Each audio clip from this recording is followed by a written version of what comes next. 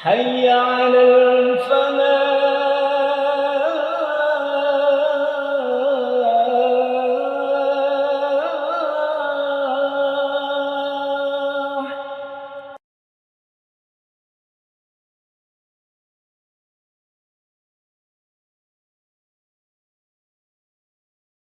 Bismillahirrahmanirrahim. Assalamualaikum warahmatullahi wabarakatuh.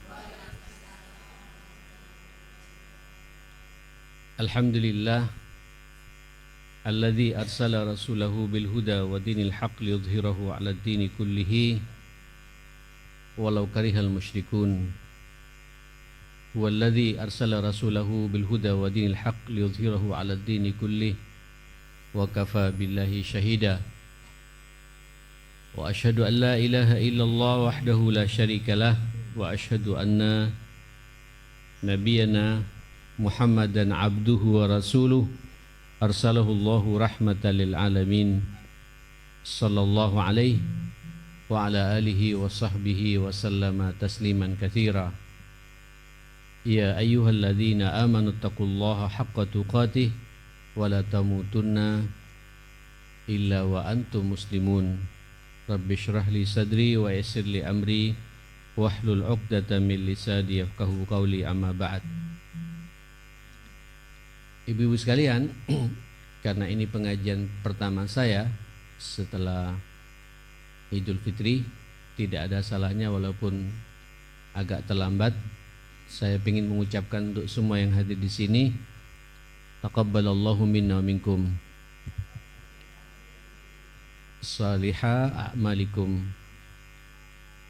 siyamana wa siyamakum wa kullu amin wa antum bi khair minal aidin wal faizin wal makbulin, taqabbal ya karim. Mudah-mudahan madrasah Ramadan yang sudah kita lalui bersama di bulan atau 2 bulan yang lalu itu, di mana kita sama-sama bisa berpuasa 1 bulan penuh, juga bisa salat malam 1 bulan penuh, Qur'annya kita baca, kita nikmati, ma'dubatullah ini 1 bulan penuh, bahkan ada yang khatam 2 kali, 3 kali, juga ada yang sampai 5 kali katanya.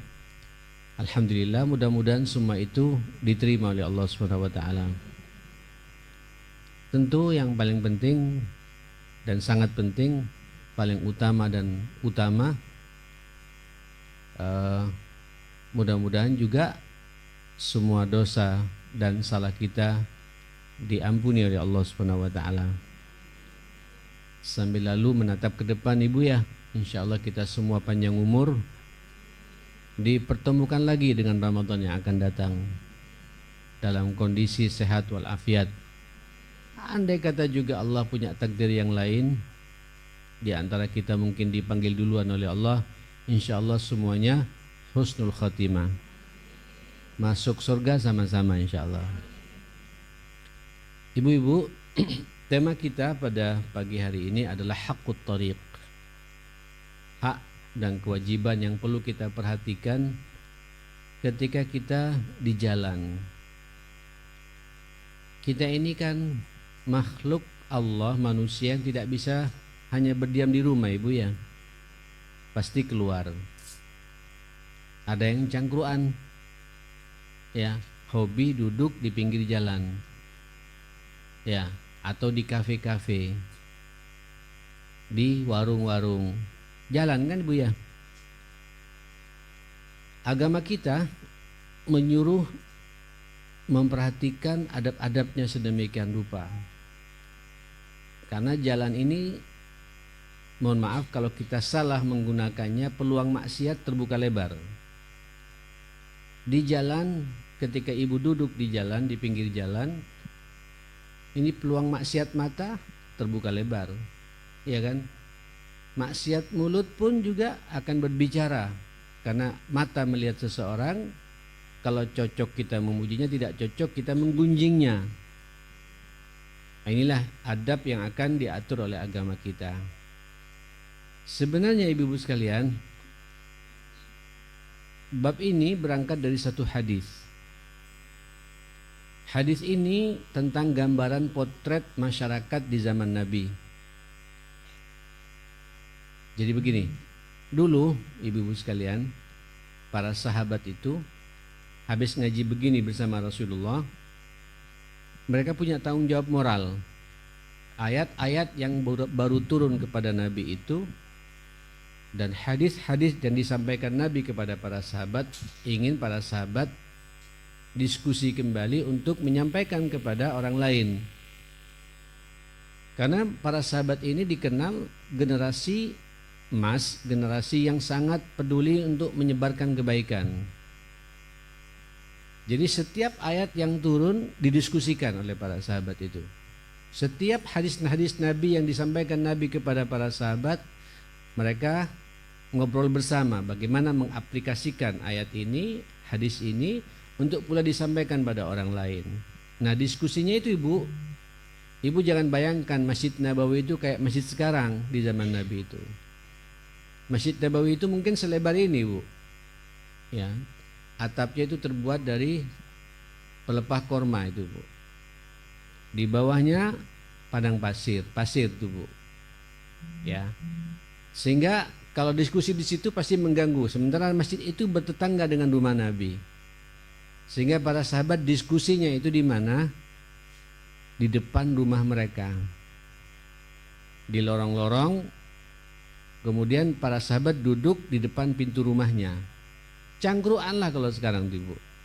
Tapi cangkruannya itu diskusi agama. Bukan cangkruan diskusi artis, bukan, Bu. Atau cangkruan diskusi orang yang korupsi, bukan. Yang didiskusikan itu agama yang baru disampaikan sama Rasulullah. Kenapa mereka duduk begitu? Tidak punya tempat lain.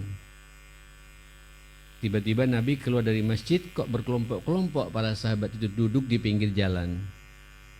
Baduan, Bu, ya kalau bahasa kita baduan, Bu. Tapi baduannya itu diskusi agama. Tapi di pemandangan tidak bagus. Apa kata Nabi? Ini hadis ibu-ibu sekalian kalau boleh saya bacakan. Hadis riwayat Abu Sa'id Al-Khudri radhiyallahu anhu, hadis muttafaqun alaih, riwayat Bukhari Muslim melalui jalur sanad yang sama dari sahabat Abu Sa'id Al-Khudri anin Nabi sallallahu alaihi wasallam. Nabi bersabda demikian, "Iyyakum wal julusa fit turuqat," kata Nabi. Hati-hati. Jangan dibiasakan kalian duduk-duduk di pinggir jalan. Saya ulangi lagi ya. Iyyakum wal julusa fit turuqat. Jangan dibiasakan kalian duduk-duduk di pinggir jalan. Sahabat bingung, Bu. Apa salahnya ini? Proteslah sahabat ini, bukan protes, apa namanya? Meresponlah pernyataan Nabi ini.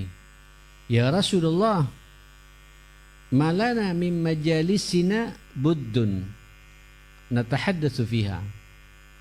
Kami ini tidak punya majlis lagi, tidak punya tempat duduk lagi untuk kami mendiskusikan agama ini, dakwah ini gitu. Ini sahabat-sahabat kami dimasukkan ke rumah kami kecil. Ibu jangan bayangkan rumahnya orang Arab sekarang ya. Dulu di zaman Nabi rumah para sahabat terbuat dari petak saja itu, Bu. Tidak ada AC, tidak ada kipas angin. Halo? Sekarang alhamdulillah, Bu, ya ngaji pun pakai kipas angin, Bu. Oh, AC ya. Pakai AC. Di atasnya kipas angin. Semua kita sejuk. Iya kan? Sahabat dulu perjuangannya luar biasa. Sehingga tidak punya tempat, rumah kami kecil. Kalau panas, panasnya luar biasa, kalau dingin, dinginnya luar biasa. Madinah, Ibu. Terus tidak hanya itu ya Rasulullah, di rumah kami ada aurat-aurat kami, ada istri kami, ada anak-anak gadis kami, dan tidak pantas kami memasukkan tamu-tamu kami, sahabat kami ke dalam rumah kami. Terpaksa kami mendiskusikan agama ini di mana? Di pinggir jalan depan rumahnya. Itu pun, Ibu, dilarang sama Rasulullah. Halo? Dilarang. Iyyakum wal julusa fit turuqat. Sahabat menjawab, kami tidak punya tempat ya Rasulullah. Inilah kondisi kami. Apa kata Nabi? Fa idza abaitum illal majlisa fa'tut tariqa haqqah. Apabila kalian memang tidak bisa betulan, kata Nabi, dan harus duduk di pinggir jalan begini, ya monggo, tapi tolong perhatikan hak-hak jalan itu. Inilah yang kita bahas sekarang ini, Bu. Cuma saya sebelum bicara masalah hak dan kewajiban ini, saya ingin mengomentari dulu. Bu, para sahabat itu rumahnya kecil. Ya, tidak ada kipas, tidak ada AC. Dan di dalam rumah sahabat itu, Ibu, banyak aurat-auratnya, banyak ada istrinya dan anak-anak gadisnya. Jadi mustahillah nanti kemudian kaum laki-laki masuk ke dalam rumahnya, tidak sehat gitu. Ya kan? Nah, kita ini, Bu, teras ada. Ya. Teras ada. Artinya tidak ada alasan kita terima tamu di depan pintu kita, Ibu. Kan sekarang ada fenomena, Bu, ada rumah, Bu, justru di depan rumahnya dikasih bukan gazebo, apalagi ada pohon keresnya tuh, Bu, terus di bawahnya dikasih apa? Dengklek. Ya, kayu besar gitu untuk buat cangkruan ngobrol-ngobrol di situ. Itu nggak benar tuh, Bu. Nggak benar itu, Bu. Nggak benar. Karena itu membuat peluang kita berbuat dosa di situ. Ya, ini dulu di zaman sahabat nggak ada dengklek, nggak ada apa. Rumahnya memang kecil dan panas kalau dipaksakan masuk ke dalam rumah itu, Bu. Panas sekali. Dan di dalam rumah itu banyak ada istrinya, ada anak gadis, tidak masuk akal sehingga terpaksa diskusinya di depan rumah pinggir jalan. Kita ini, masya Allah, rumah kita ada pagar, Bu, ya, ada ruang tamu, juga. Mau dimasukkan ke dalam, ada teras, ada ruang tamu juga kan ya. Artinya tidak ada alasan kita duduk-duduk cangkruan di pinggir jalan. Buat kita saat ini, Ibu sekalian gitu. Aib kita menerima tamu di depan rumah kita memang sengaja didudukkan di pohon keres itu, Bu, di bawah pohon keres itu. Gak benar itu. Ya, Ibu lihat biasanya orang kalau duduk di pinggir jalan ada saja yang dilihat, Bu. Ibu tidak usah jauh-jauh, duduk di dengkleknya gado-gado itu, Bu. Khususnya yang ngadap ke jalan gitu, Bu. Makanya jangan lama-lama. Habis makan pulang. Ya kan? Lah, saya tidak melarang duduk di situ, Ibu. Mau duduk di mana lagi? Mau makan harus duduk kok. Tapi habis makan segera pulang. Kalau enggak lama itu, Bu. Nanti ngelihat orang pincang, kasihan orang ini pincang. Hati kita pasti berbicara, Bu. Nanti orang lewat, Bu, orang ibu-ibu, masya Allah sudah hitam jerawatan lagi. Ini contoh, Ibu. Contoh, dikomentari lagi, Bu, udah jerawatan ngamuan lagi, Bu. Akhirnya pasti kita mulut berbicara gitu, menggunjing orang. Andai kata tidak berbicara, hati kita juga, batin kita berbicara gitu. Peluang dosa ada, mata ini pasti melihat. Yang laki-laki, apalagi banyak ibu-ibu ke pengajian kayak gini, makan goda-gado ngelihat, terus, Bu, lupa sama goda-gadonya tuh, Bu. Ayunya gitu. Ini yang kita takuti, Bu. Kenapa Nabi melarang duduk-duduk di pinggir jalan? Ya. Ya Allah, Ibu, apa kata Nabi? Fa idza abaitum illal majlisah, kalau memang sudah demikian, darurat betul tidak bisa ditinggalkan, harus duduk di pinggir jalan. Umpamanya janjian, ketemu di gado-gado, kan janjian, Bu, ya. Ya, janjian.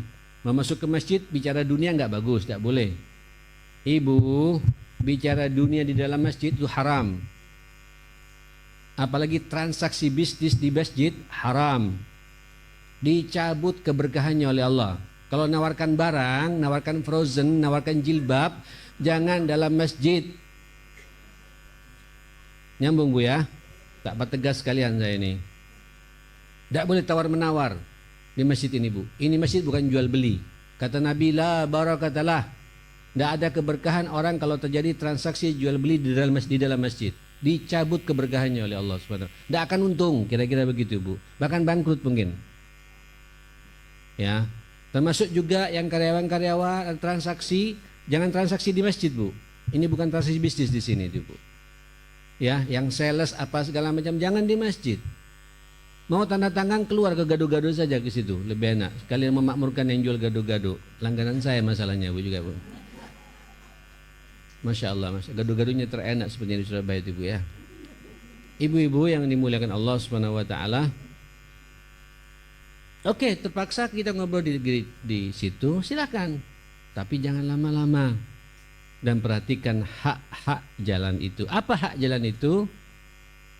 Yang pertama, apa kata Nabi? Ghaddul basar. Fa idza abaitum ilal majlisa fa'tut tariqa haqqahu. Berikan hak-hak jalan. Apa haknya itu ya Rasulullah? Yang pertama apa? Ghaddul basar. Jaga pandangan mata. Jangan suka khianat mata kita ini Bu ya. Jangan lirik sana, jangan lirik sini. Jangan jadi mata yang fudul, mata yang kepo. Kepo Bu ya. Mata pingin tahu urusannya orang. Tak boleh. Ya. Jaga pandangan mata. Yang laki-laki tidak boleh melihat kepada yang perempuan, perempuan juga tidak boleh melihat pada kaum laki-laki. Ya. Dan peluang-peluang maksiat di jalan ini, waduh, ini masjid masih aman Bu ya. Kalau yang Quran di pinggir jalan Bu, di kafe-kafe, di pinggir jalan, siapa yang bisa selamat? Yang datang nanti orang-orang kadang-kadang pakaiannya tidak karuan. Komentar kita ini Bu ya. Ya, mata ini tidak bisa kita tahan. Oke. Lanjut ya. Ya, saya agak terganggu kalau ada yang gerak-gerak soalnya Bu ya. Pertama kata Nabi, monggo. Pertama, ghaddul basar, jaga pandangan mata. Silakan kalau ibu merasa bisa aman mata, silakan. Tapi susah Bu, tidak bisa. Tidak bisa. Termasuk yang berbicara nih, tidak sanggup. Tidak bisa, karena fitrah manusia itu di mata Ibu, paling berat itu. Hudulun nazar. Mungkin ibu masih ingat kajian tazkiyah saya pertama kali di sini. Itu yang meracuni hati. Jadi begini Bu, racun-racun hati itu ada 4. Yang paling dahsyat menimpa kepada kita itu namanya fudulun nazar, pandangan mata. Laki-laki ngelihat lawan jenisnya perempuan, perempuan ngelihat lawan jenisnya juga begitu. Hati-hati dengan pandangan mata ini. Ada 4 sebenarnya Bu ya. Pertama, fudul kalam, banyak bicara, itu racun Bu. Orang kalau banyak ngomong tuh Bu, biasanya sedikit kerjanya. Ya, tidak produktif. Orang kalau banyak ngomong, banyak dustanya. Makanya Ibu, saya Ustadz ini kerjanya ngomong. Makanya saya tidak mau lama-lama Bu. Saya paling lama 1 jam dengan pertanyaan-pertanyaannya. Saya takut. Akhirnya ini saya semakin takut berbicara Bu. Jujur. Karena takut saya tidak bisa mengamalkan apa yang saya bicarakan. Ngeri. Akhirnya meracuni hati. Dan Allah sangat tidak suka orang berbicara kemudian tidak mengamalkan apa yang ia bicarakan itu. Hati-hati. Ya, hati-hati terutama ibu-ibu ya, jangan suka ngoceh. Orang banyak ngoceh itu mengeraskan hati bahkan meracuni hati. Yang kedua, fudulun nazar, mengumbar pandangan mata. Ini baik begini. Akhirnya saya masuk sedikit ya. Mohon maaf Ibu ya, mohon maaf. Biasanya kalau laki-laki itu tidak kuat matanya manakala ngelihat lawan jenis. Saya untung semuanya pakai hijab di sini Ibu ya. Kalau tidak pakai hijab, tidak bisa Ibu. Fitrah laki-laki itu sukanya pada lawan jenis Bu. Saya buka rahasia buat Ibu.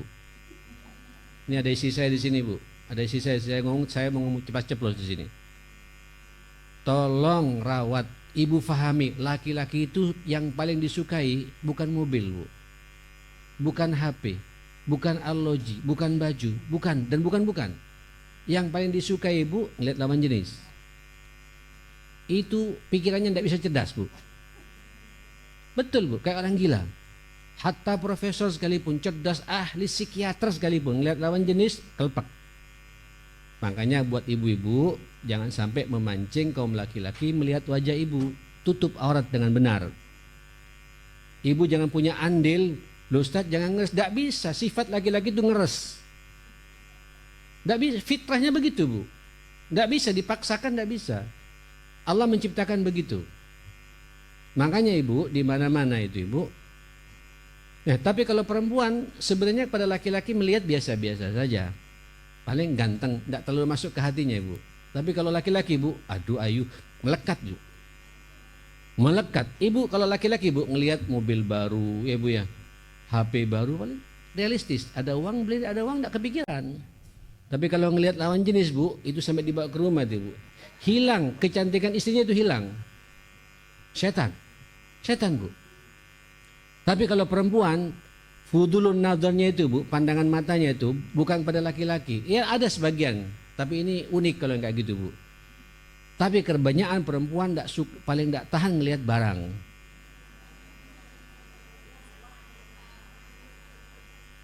Salah saya? Betul ya? Ngelihat baju baru, tasnya branded, sepatu branded, jilbab baru, itu kepikiran tuh Bu. Sebagaimana laki-laki kepikiran kepada wanita, ibu kepikiran kepada barang. Makanya di mana-mana mall itu yang paling banyak siapa penghuninya? Yang laki-laki Bu, nah aku nggak kuat Bu. Duduk Bu, tapi matanya yang laki-laki ngelihat siapa yang lewat di situ dan siapa yang jual. Rusak ini Bu semua itu Bu. Nyambung Ibu ya, nyambung omongan saya ini Bu ya. Hati-hati, ini fudulun nazar. Hati-hati. Hati-hati mata kita ini Bu. Makanya kalau ke pasar catat, ke mall catat. Kalau nggak dicatat bisa 3 jam 4 jam kuat Ibu tawaf di situ. Keliling kemana-mana itu Bu. Baik Ibu, mohon maaf kalau agak ceplos-ceplos saya bab ini. Bu, balik lagi, kata Nabi ketika di pinggir jalan jaga pandangan mata. Ibu juga di pinggir jalan ngelihat akhwat yang lain. Waduh bagus itu jilbabnya kayaknya gimana. Itu kepikiran Ibu tuh Bu. Betul itu. Nanti ngelihat temannya bawa tas baru. Waduh. Itu kepikiran tuh Bu. Sesama akhwatnya. Kalau laki-laki Bu ngelihat temannya jinnya baru, apa lojonya yang 1 miliar, palingnya sesuai dengan kemampuan, tidak kepikiran tuh Bu. Tidak kepikiran laki-laki itu. Tahu ngelihat lawan jenisnya, aduh kuat di sini Bu. Illa man rahimah rabbuna, kecuali Allah ngasih rahmat sama kita. Makanya Allah mengatakan wa kullil mu'minin yaghuddu min absarihim. Katakan buat mukmin laki-laki, tolong jaga pandangan mata. Kalau tidak, mohon maaf, peluang zinanya terbuka lebar. Wahfazu furujahum, jaga kemaluannya, naudzubillah. Biasanya Ibu, ketika Allah menyuruh pada kaum laki-laki, juga wanita sudah masuk di situ.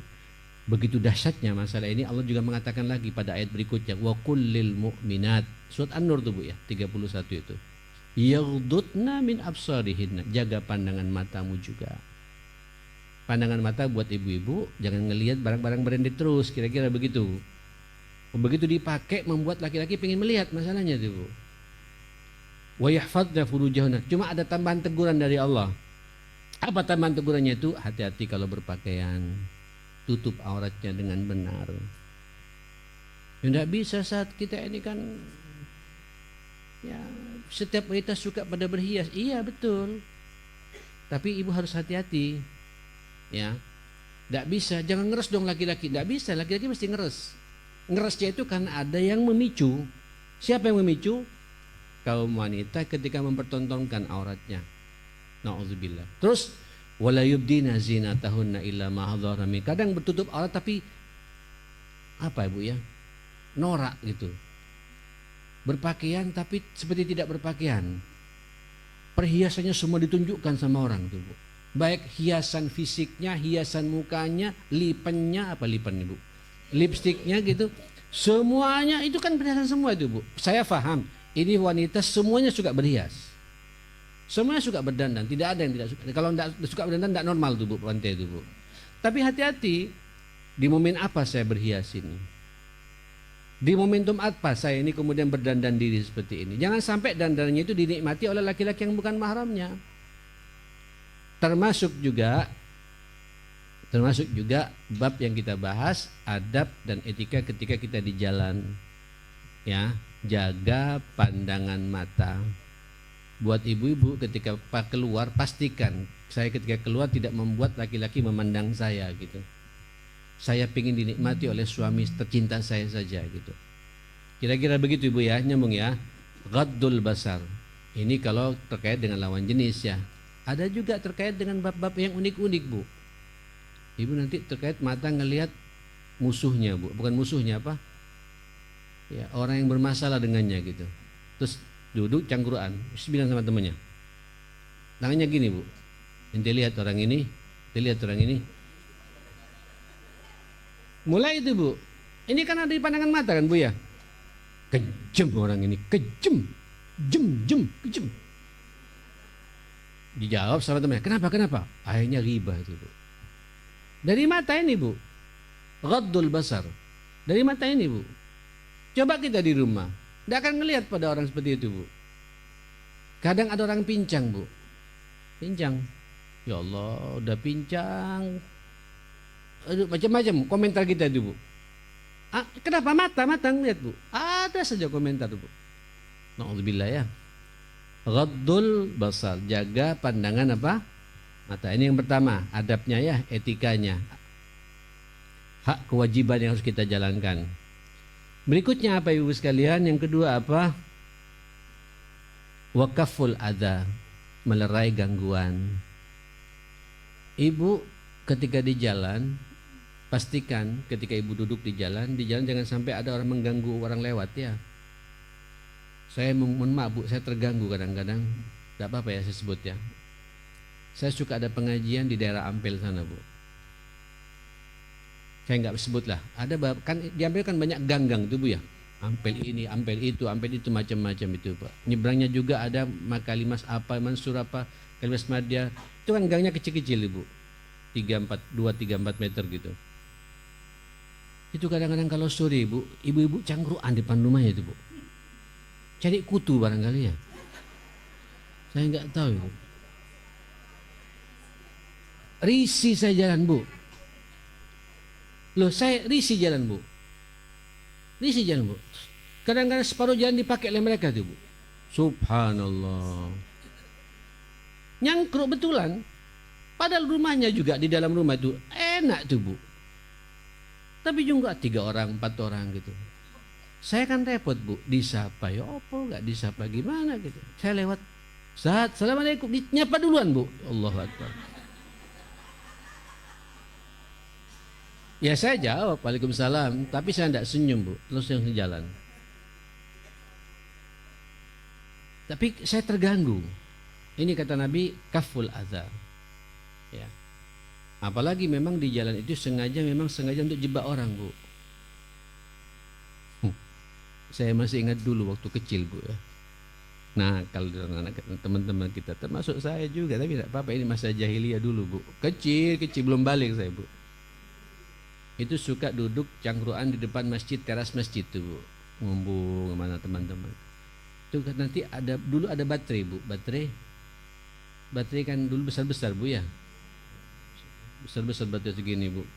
Itu digulung tuh bu, digulung terus dirapi, kan seakan-akan uang receh itu bu, uang logam, uang koin tuh bu.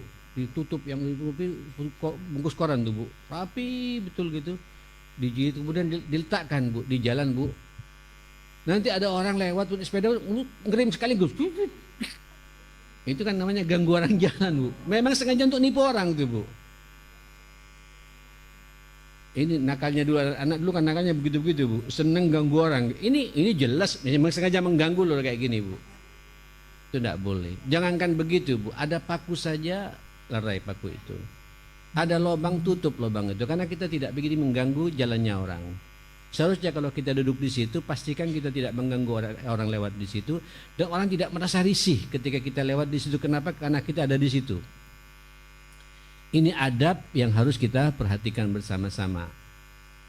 Haqqut thariq, ghaddul basar, wa kafful adza. Kafful adza. Kafful adza itu melerai gangguan, jangan sampai keberadaan kita di pinggir jalan mengganggu orang lain. Baik. Yang ketiga, waraddus salam. Kita punya kewajiban kalau duduk di pinggir jalan harus bisa menjawab salamnya orang. Kan kata Nabi, yang naik kendaraan memberikan salam kepada yang berjalan, yang berjalan memberikan salam kepada yang duduk. Nah, ini posisi kita duduk di pinggir jalan. Kan pasti ada orang lewat ya. Assalamualaikum. Kayak tadi ibu-ibu yang manggil salam, Bu. Seharusnya saya manggil salam, tapi karena saya risih, Bu. Karena saya risih itu. Terganggu saya gitu. Tapi ada orang tidak terganggu, tapi jalan kita harus manggil salam. Waalaikumsalam. Baik yang memberikan salam itu keluarga kita, sahabat kita, termasuk juga orang yang tidak kita sukai. Manggil salam harus kita wajib. Karena menjawab salam itu hukumnya wajib. Wa idza huyyitum bi tahiyyatin fahayyu bi ahsana minha. Kalau kalian disapa dengan salam, assalamualaikum, maka wajib bagi kita menjawab salam minimal sama, Bu. Minimal sama, tapi indahnya ahsana minha. Jawablah salam itu dengan jawaban yang lebih baik lagi. Kalau orang manggil assalamualaikum, ibu jawab waalaikumsalam warahmatullah. Tambahi. Kalau orang mengatakan assalamualaikum warahmatullah, waalaikumsalam warahmatullah wabarakatuh. Terus kalau lewat assalamualaikum warahmatullah wabarakatuh, jawabannya gimana, Bu? Waalaikumsalam warahmatullah wabarakatuh. Ahlan wa sahlan. Tambahi sedikit lah. Karena kita pingin jawaban yang lebih apa? Lebih baik, lebih hangat begitu. Bu, salam ini memang mengakrabkan kita. Coba ibu ketika ada masalah di antara ibu, ada rivalitas, ada tidak tegur sapa lebih sehari 2 hari, coba mulai dengan salam. Itu menghilangkan ego kita itu, Bu. Apalagi niat salam itu kan doa ya. Semoga keselamatan, kesejahteraan, ya, rahmat Allah dan barokah Allah tertuang untukmu. Masya Allah, Allah berikan kepadamu gitu. Doa ini, Bu. Begitupun sebaliknya, waalaikumsalam, semoga Anda juga demikian. Kesejahteraan, keselamatan, rahmat dan keberkahan Allah juga berikan kepadamu gitu. Doa ini, Bu. Dan nanti salam ini, Bu, nanti akan dipakai di surga. Ya, tahiyyatuhum fiha salam. Nanti sapaan di surga itu salam. Jadi salam yang ibu pakai sekarang ini di surga juga dipakai lagi, assalamualaikum itu, Bu.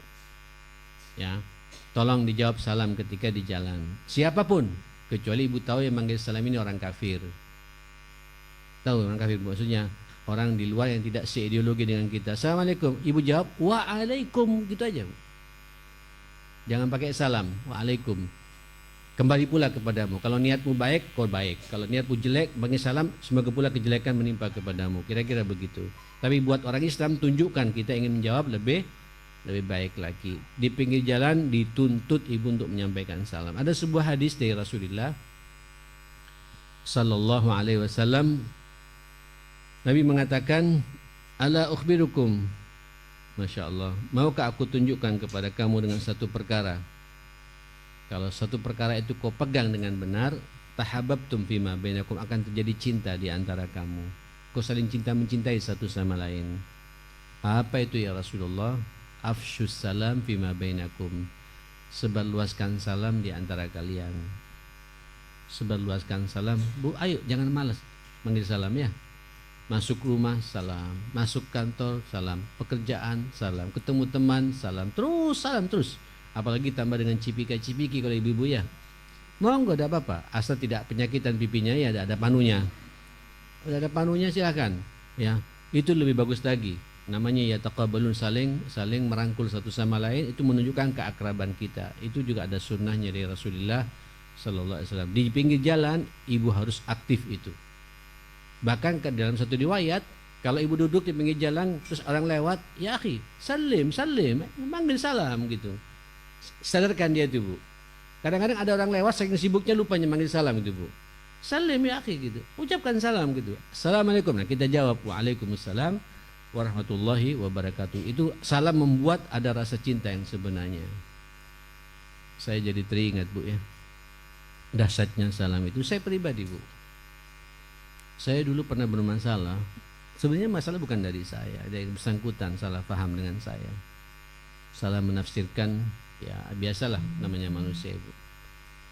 Tiba-tiba saya setiap ketemu orang ini Bu, menghindar, tidak mau senyum, padahal dulunya akrab, ngaji. Berkali-kali Bu, saya cari momentum mau mendekat, menjauh Bu. Subhanallah Ibu, sekali waktu ada kejadian keluarga besar kami, salah satu keluarganya yang meninggal dunia, saya takziah. Dia duduk di situ Bu, ini kesempatan. Duduk, saya langsung datangi Bu. Kemudian dia duduk dengan tuan rumahnya yang lagi belasungkawa itu, yang bersedih. Saya datangi, Assalamualaikum. Gak bisa jawab lagi dia Bu. Waalaikumsalam. Saya langsung peluk Bu. Ya akhi, saya minta maaf. Gitu kan aja langsung Bu. Saya minta maaf sama antum. Kalau itu salah, saya memang salah. Tak gitu kan Bu. Sekarang Ibu jadi orang paling akrab dengan saya itu. Salam itu dahsyat. Niatkan salam, pegang tangannya, rangkul dia, Assalamualaikum warahmatullahi wabarakatuh. Itu setan Bu lari. Setan paling takut ketika ngelihat ada dua orang muslim, idil taqal muslimani fayusallimani. Kalau bertemu dua orang muslim kemudian saling berjabatan tangan, saling bersalaman dan mengucapkan salam satu sama lain, itu Bu, dosa-dosanya di antara dua tangan ini Bu pada berguguran semua. Semakin lama tidak lepas, semakin banyak dosa yang berguguran. Makanya orang Arab dulu Bu kalau salaman itu lama tuh Bu, dipegang-pegang. Kaifal hal, dibolak-balik itu. Kaifal hal, gimana keadaan, bagaimana keluarga, anak-anak semua sehat, orang tua bagaimana, pekerjaan bagaimana, terus dipegang tuh Bu. Tidak selesai-selesai Bu. Memang saya baru sadar Bu, rupanya mereka pingin dosanya. Dulu kita curiga Bu, kok dipegang-pegang begini tangan saya gitu. Betul itu Bu. Ternyata baru sadar mereka pingin dosa, pingin berjatuhan seperti itu. Ini budaya yang bagus sebenarnya. Nah Ibu salaman cipika-cipiki ya, pegang tangan terus salaman terus kayak gitu. Apa kabar tuh pegang tangan, apalagi yang tua kepada yang muda kepada yang tua, itu menunjukkan keakraban kita. Dan setan lari. Setan Bu sangat enak, sangat merasa hancur manakala di antara kita tidak ada permusuhan karena masalah salam ini gitu ya. Oke. Terakhir Ibu sekalian, apa yang terakhir di sini? Wal amru bil ma'ruf wan nahyi anil munkar. Menyuruh berbuat baik dan mencegah terhadap kemungkaran. Itu adab, etika, kewajiban, hak yang harus kita jalankan. Bu begini Bu, karena di jalan kan pasti banyak masalah ya, pasti banyak kemungkaran ya. Ibu duduk di pinggir jalan, pasti ada di depan mata orang yang berbuat mungkar ya. Tiba-tiba ngelihat akhwat tidak pakai hijab, mungkar tidak Bu? Ibu kalau duduk di pinggir jalan wajib menyadarkan orang yang seperti itu ya. Pakaiannya norak ya, atau ngomongnya ngelantur kemana-mana, gunjing sana, Ibu tidak boleh diam, nasihati dia. Amar ma'ruf nahi mungkar ini misi kita utama Bu. Bahkan kemuliaan kita sebagai umat Rasulullah, sekali lagi kemuliaan kita sebagai umatnya Rasulullah, di saat semua kita terlibat dengan proyek yang namanya amar ma'ruf. Cuma amar ma'ruf nahi mungkar seakan-akan tugasnya ustadz saja nih Bu. Tidak, semua kita terlibat. Sebenarnya amar ma'ruf tidak hanya di pinggir jalan ya, di rumah dengan anak-anak kita, kepada suami ibu. Bahkan amar ma'ruf nahi mungkar kepada orang tua kita, tentu dengan adab-adabnya, dengan etika-etikanya yang harus kita jaga. Saya masih ingat betul bab ini pernah saya bahas beberapa tahun yang lalu tentang adab-adab amar ma'ruf nahi mungkar. Silakan dibuka lagi catatannya Bu Lia ya. Dia harus tahu momentum ya, dengan siapa kita berbicara bernahi mungkar ya, tepat tidak momentumnya, kondisinya, bahasa apa yang saya sampaikan, sabar menghadapi tantangan beramar ma'ruf. Terus perhatikan bab-bab seperti itu ya. Ini amar ma'ruf nahi mungkar, kata Allah, kuntum khaira ummatin ukhrijat linnas. Kalian semua adalah sebaik-baik umat. Atau waltakum minkum ummatun. Jadilah kalian umat yang selalu mengajak kepada kebaikan dan menyuruh kepada yang ma'ruf dan mencegah terhadap yang mungkar. Kalian semua adalah sebaik-baik umat Allah yang melegitimasi kita, Bu. Kapan itu? Di saat semua kita terlibat menegakkan amar ma'ruf dan nahi anil mungkar, menyuruh orang berbuat baik, mencegah terhadap kemungkaran. Bu, mohon maaf ya. Ini ngaji begini baik tidak, Bu? Baik ya. Ini kalau masing-masing kita satu orang saja, Bu. Sabtu depan ngajak satu orang. Kan kebaikan ya? Perlu disebarkan tidak kebaikan ini? Ayo sebarkan besok. Sabtu depan masing-masing orang ngajak satu orang untuk ngaji di sini. Nggak muat masjidnya. Nggak muat masjidnya. Betul itu, Bu. Nggak usah banyak-banyak. Nggak usah banyak-banyak. Setiap orang satu orang. Ini kebaikan masalahnya. Ngaji begini kan baik, Bu ya. Wawasan kita bertambah, iman kita meningkat, ketemu dengan orang-orang salehah, semua kayak gini ya. Kenapa dinikmati sendiri? Ajak minimal, Bu, ajak kakak ibu, ajak ibu adik ibu, ajak tetangga ibu. Ada pengajian di Al-Falah. Jangan dinikmati sendiri. Wah, ini Sabtu depan 2 kali lipat. Siap, Bu? Tempatnya siap. Harus begitu. Nanti ibu yang berikutnya ngajak lagi, Bu. Waduh, ini pengajian luar biasa. Ini tanpa kita sadari, banyak orang hanya menikmati kebaikan untuk dirinya sendiri gitu. Ya, ayo biasakan, Ibu, setiap ada kebaikan ajak orang lain. Loh, saya sekarang ngajak ibunya Nana, Ibu. Ya, nanti ibunya Nana cerita sama siapa lagi? Ada pengajian di Al-Falah. Pokoknya sampaikan. Nanti orang itu mau ikut atau tidak bukan urusan kita. Ajak saja. Apalagi ditarget, Ibu, sampai bisa bersama-sama dengan Ibu, istimewa. Ibu dapat pahalanya orang itu juga. Seakan-akan Ibu ngaji 2 kali di hari yang sama itu pahalanya itu, Bu. 6. Terus termasuk juga kemungkaran. Kemungkaran jangan didiamkan, Bu. Kemungkaran kalau didiamkan nanti jadi habit. Mungkin tidak berpengaruh sama kita, tapi berpengaruh sama anak Ibu. Berpengaruh sama tetangga Ibu. Kenapa? Karena dianggap mungkar sesuatu yang biasa. Mungkar ini harus dicegah. Sesuatu yang tidak baik ini harus dinasihati. Tidak boleh diam kita. Kita diam terhadap kemungkaran, kata Nabi, itu setan yang bisu. Dan kita tidak ingin dikatakan setan, Bu. Walaupun bisu. Nyambung, Bu ya. As-sakitu al-khair al-haq, orang yang mendiamkan kebenaran, tidak mau ditegakkan. Ada kemungkaran di depan mata tidak mau dicegah, itu kata Nabi sama persis setan yang bisu. Kita bukan setan, kita manusia umatnya Rasulullah. Maka amar ma'ruf nahi mungkar harus kita jalankan. Termasuk juga di pinggir jalan itu harus kita jalankan. Wis, sudah cukup kuliah. Inilah tema kita pada pagi hari ini. Ada yang tanya silakan ya. Mudah-mudahan Ibu kita semua menjadi umatnya Rasulullah yang dicintai Rasulullah. Ini sunnah kecil, sunnah setiap hari kita mendapatkan di lapangan ya. Kita hadapi di lapangan, jalankan. Silakan boleh cangkruan, tapi kalau bisa tinggalkan cangkruan itu. Tapi kalau terpaksa perhatikan adab-adabnya, hak dan kewajibannya seperti itu. Monggo, siapa yang nanya? Assalamualaikum warahmatullahi wabarakatuh, Ustadz. Racun hati itu katanya ada 4. Ini tadi masih 2. Enggak dengar saya, apa?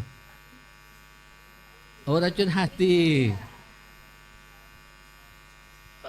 Pertama, banyak bicara. Yang kedua, mengumbar pandangan mata. Yang ketiga, banyak makan. Iya. Ibu kalau banyak makan, tidak banyak bergerak nanti itu. Ketika tidak banyak bergerak, banyak tidur.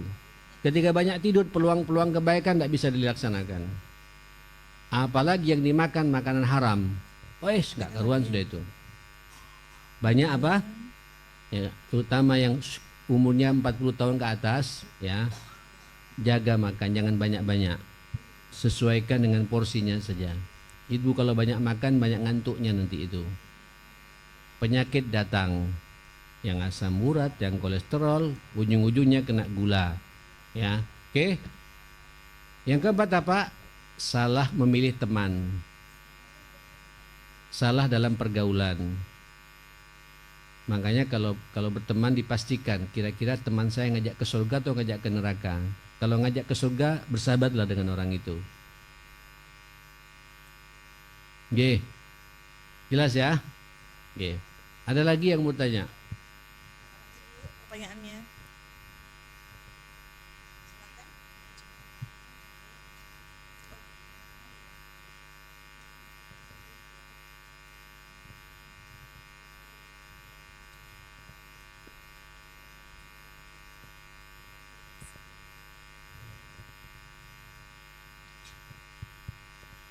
Assalamualaikum warahmatullahi wabarakatuh.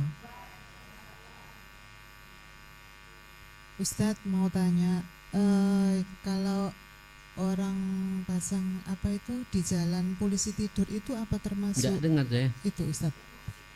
Kalau apa? Halo? Iya, itu mau tanya Ustadz, polisi tidur yang di jalan itu apa termasuk perbuatan yang di itu Ustadz? Kalau itu pasti biasanya kampung yang ada polisi tidurnya pasti ada kejadian yang mencelakakan di kampung itu. Walaupun tidak setiap hari ya. Itu hanya menjaga keselamatan kampung itu. Selama itu didiskusikan, dimusyawarahkan dengan warganya dan semua oke, sudah, itu bagian daripada apa? Daripada apa?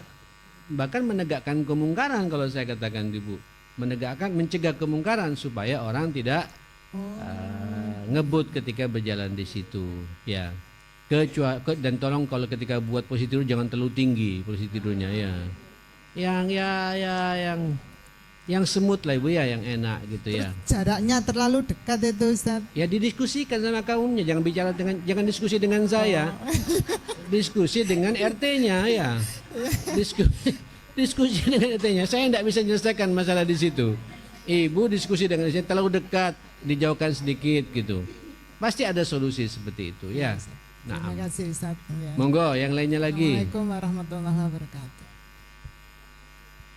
Satu lagi, jadi 3 kali ganjil pertanyaannya ya.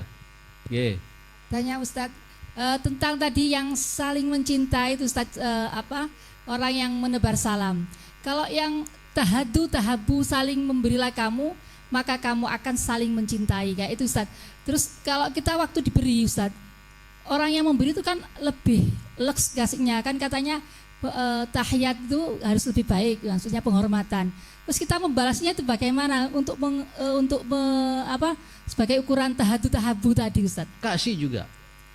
Kan ukuran kita nggak seperti mampu, doakan berarti Ustaz ya. itu, Oke. Ya. Okay. Terima dengan penuh senyum, ucapkan terima kasih yang banyak karena kata Nabi, man lam yashkurin nas lam yashkurillah. Orang kalau tidak bersyukur kepada orang lain berarti dia tidak bersyukur pada Allah. Terima dengan penuh kebahagiaan, seakan-akan dia juga bahagia ketika kita menerimanya. Ucapkan terima kasih. Tapi kalau kita mampu juga balas.